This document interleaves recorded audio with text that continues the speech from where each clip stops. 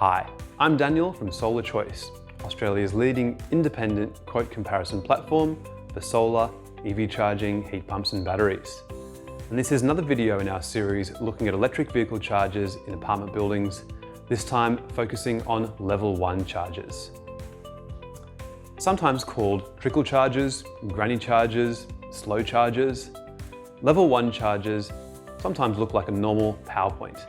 And there's usually a level 1 charger included when you purchase a new electric vehicle. Level 1 chargers usually provide somewhere around 10 to 15 kilometers of driving range per hour of charging.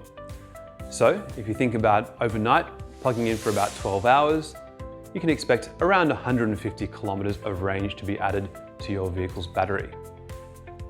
Sometimes level 1 chargers are completely overlooked because people think, I need to get the absolute fastest charger I can find.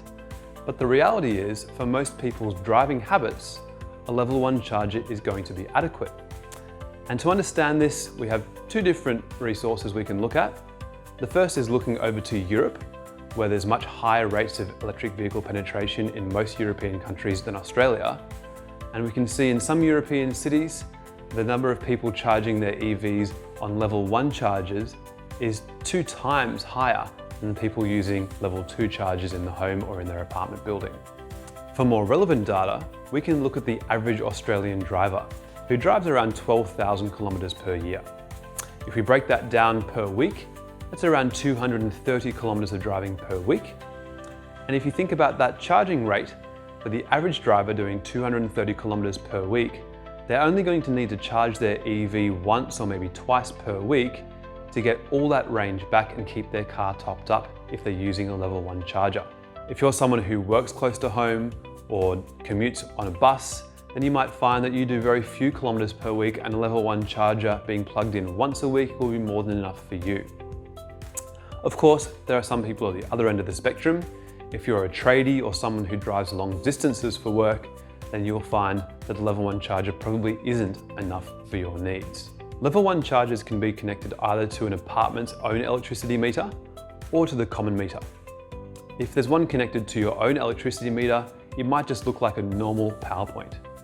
Or if it's connected to the house meter, it might look a little bit bulkier and more complex because it's going to have some technology sitting inside it that allows the body corporate to be reimbursed for the electricity used.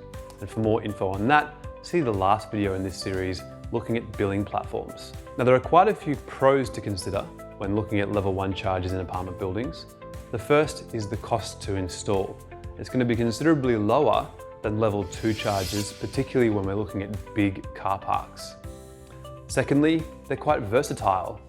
Unlike a level 2 charger, which can only be used to charge a car, a level 1 charger is essentially a normal power point.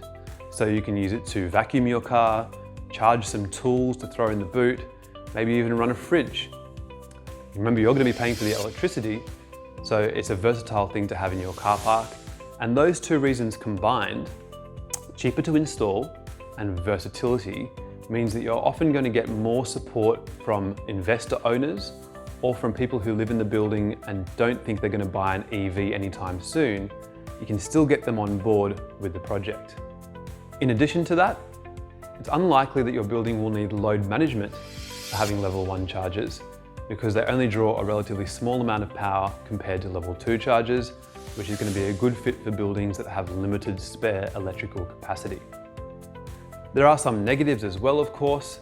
One of the most obvious is the slow charging speeds, which won't be an issue for some people, but will be an issue for others.